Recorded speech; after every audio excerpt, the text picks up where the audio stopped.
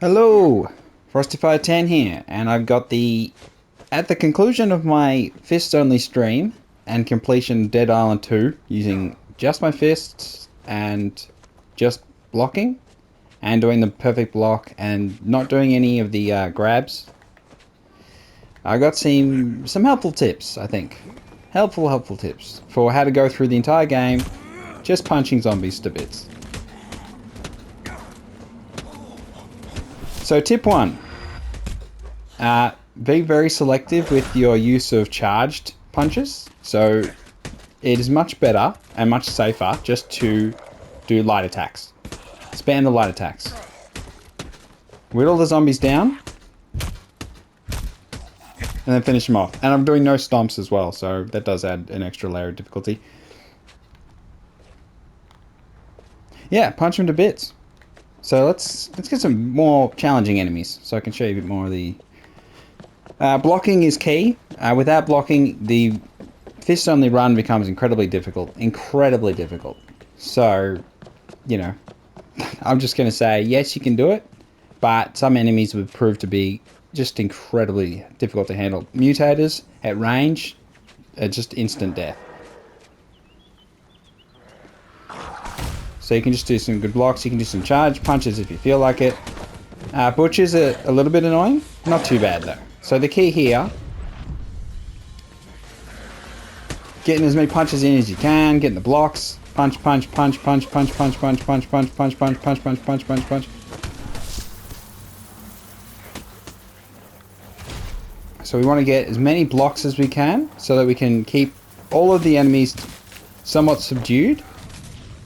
So here we got a slobber on us, which is not that big a deal, but let's just keep going.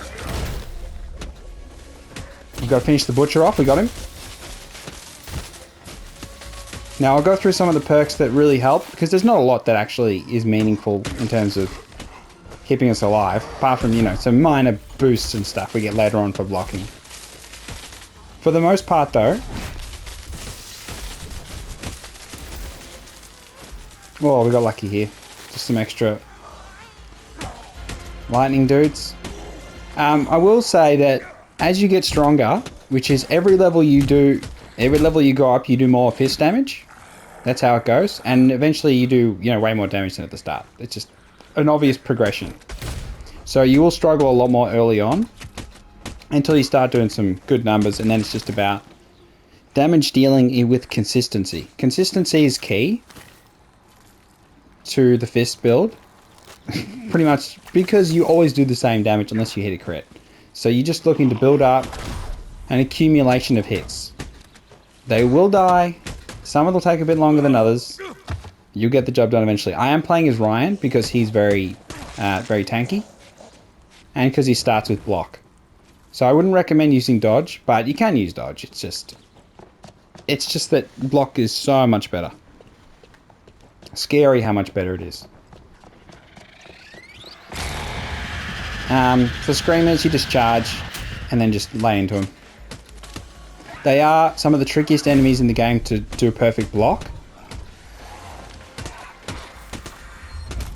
But you'll see I'm doing quite good damage. Now the reason why I'm doing quite good damage is because prior to doing a fist only challenge run, it's imperative that you do combat challenges. You get boosts to damage, you get boosts to resistances. You do your zombie challenge to get heaps of boosts. Health, boosts to maximum health are really, really handy. Boosts to damages are really, really handy. Weapon boosts are really handy, although they don't really actually contribute much at all. It's just straight up damage from some of the bigger challenges. Give you good survivor stuff, you get some peak health stuff. But yeah, you want any boost you can get to damage, to peak health, anything that keeps you alive, basically. So here's my Slayer. I beat the game at level 23, or 22 going into 23. So I wasn't at the level you really should be when fighting the final boss. Despite doing some side quests, that's just how it worked out. So I was under leveled for the final boss, but I was still able to wreck him. And it was really on the back of the hard work I'd done on my other characters to get these couple boosts, and then just controlling everyone with the explosion ability.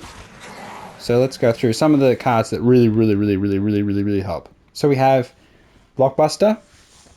So anytime a well-timed block triggers a forceful explosion that drains stability of nearby zombies. This is an early level skill you can get, which is really pivotal for the build, to be perfectly honest. So helpful for crowd control, and for, even though the damage isn't, anything really meaningful, it's so helpful when early on when you're doing such little damage with your fists. Some of the other stuff that you can use, of course, early on you can use the healing stuff, the safe space stuff, just to keep yourself alive. I do have autophage. Again, it's not a big deal. Later on, you can go without it, but I'm just not worrying about it, to be honest. I'm just doing so much damage. I'm getting a bit of heal from Maim, which is such a higher level thing. Not that high level, but just a little bit later on. And everything else here, to be perfectly honest, doesn't do much at all. The minor boosts you get to your fists don't make up that much. So, because you have to hit everything so many times, it's handy to have little boosts of damage, but you just don't rely on it. You have to just keep hitting them. Hit, and then block, and then move forward. Put pressure on them. One of the things you can do that's really handy... Let's see if I can grab an enemy and show you exactly what I mean. So here's one. Okay, come on. So if you perfect time a block... Come on. You can push them, and you can put them in positions where it's easier to deal with them.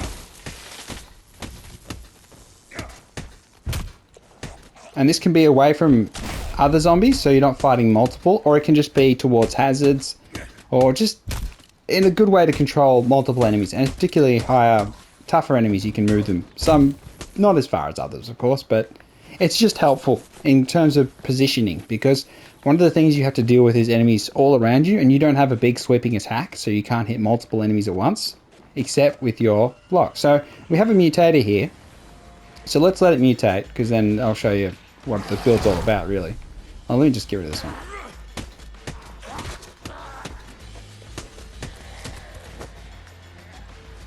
Let's get rid of this guy as well.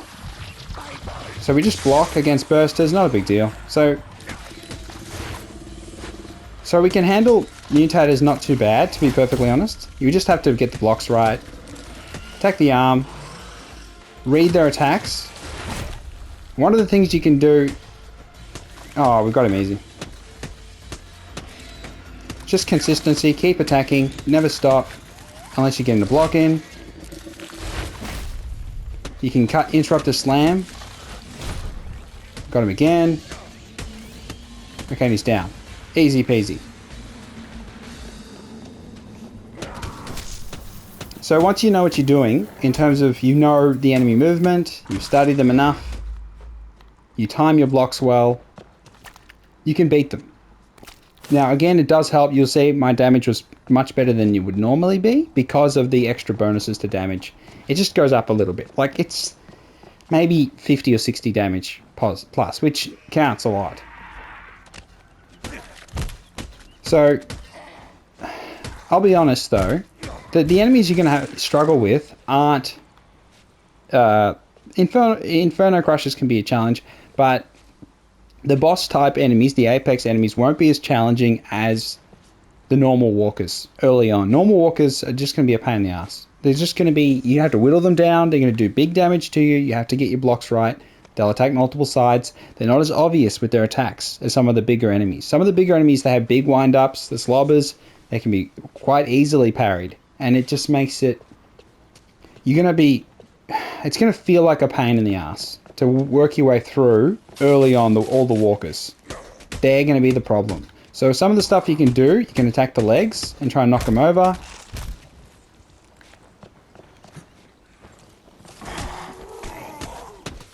You can try and hit them more than one with one punch, but it is, again, you're going to have to position yourself well.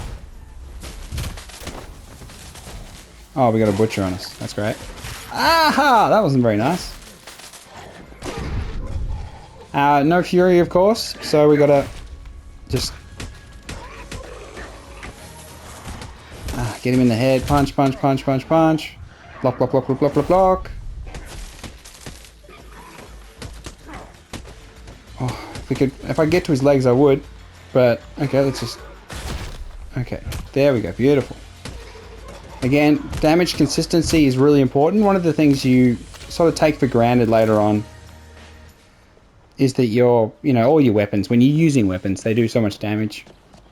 And then you do a fist build and you realize that the massive increases in damage you get from melee weapons isn't that big a deal.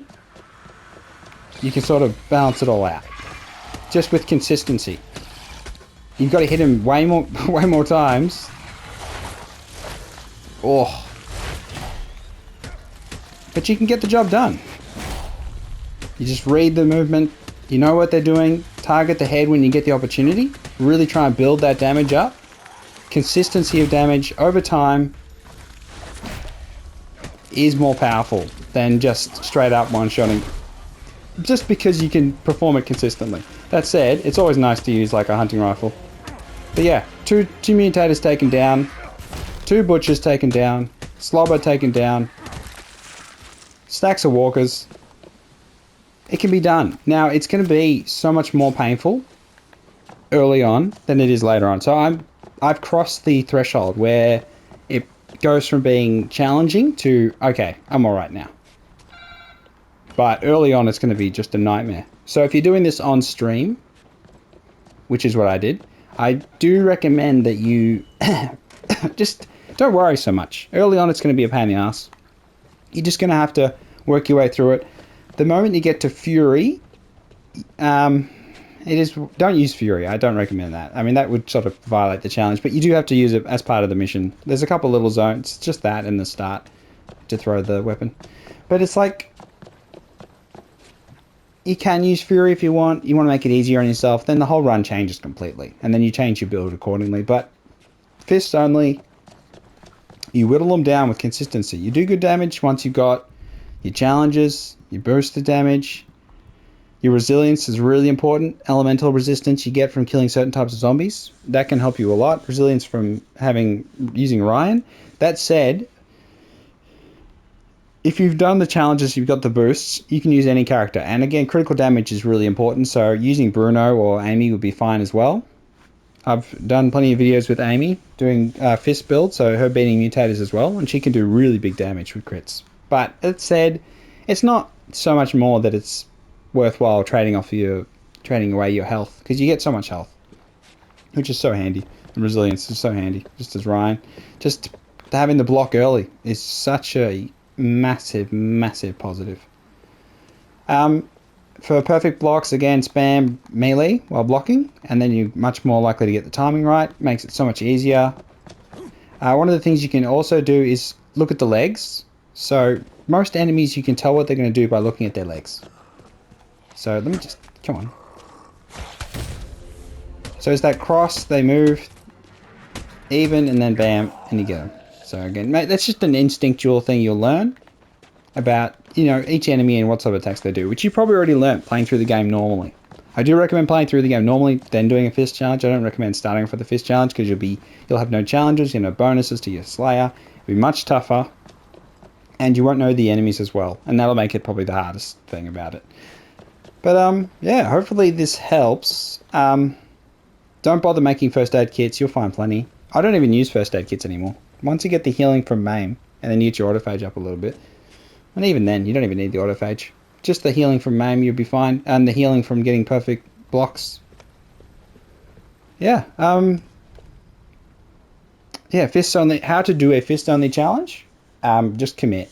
Once you commit, you'll be able to endure the pain and suffering of the first half, which will be really tough. Now, the funny part is that every cutscene you go in, you'll see your bloody hands, which is funny. I think it's funny. So every time, you talk to the other people, you have, blood on your hands and stuff.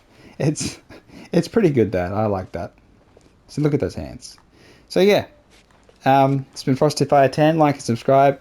I'll put a link to the stream. I'll put them in the description. You can watch the whole stream if you want, the whole VOD. Watch my progression into madness. And then becoming a ultimate badass and beating the final boss with my fists. If you want to be as cool as me, try out a fist only challenge. No stomping, no grabbing them and doing a finisher thing? Just punching. And then blocking, because if you don't do that, it's a pain in the ass. Alright then, catch you next time. Bye-bye.